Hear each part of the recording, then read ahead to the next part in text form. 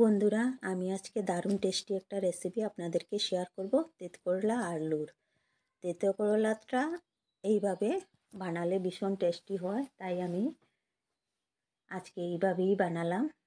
বন্ধুরা, ফোড়নে দিয়ে দিলাম শুকনো লঙ্কা আর 5 ফোড়ন, দিয়ে দিলাম কিছু কুচানো পেঁয়াজ, দিয়ে করলা আলু দিয়ে একটু নাড়াচাড়া করে দিয়ে দিলাম নুন হলুদ, একটু চিনি দিয়ে দিলাম সাথে, দিয়ে নাড়াচাড়া করে একটু সময় ঢেকে রেখে দিয়েছিলাম। ঢাকনিটা সরিয়ে আবার একটু নাড়াচাড়া করে রেখে দিলাম। এখন রেডি করব এটার মশলা, যা যা লাগে।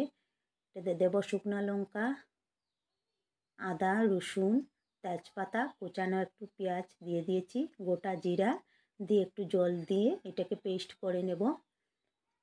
পেস্টটা দিয়ে দেব এখন, দিয়ে নাড়াচাড়া করে এটাকে একটু সময় ঢেকে রেখে দিয়ে দেবো।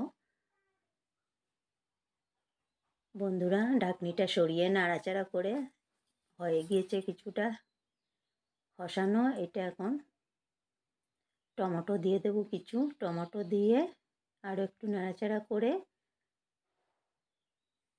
বন্ধুরা, হয়ে গিয়েছে এটা কষানো ভালোভাবে, কারণ মশলাটা লেগে আসছে কড়াইতে। এখন দিয়ে দেবো আমি গরম জল। গরম জলটা দিলে ভালো হয়, আমি প্রায় গরম জলই দিই সবজিতে।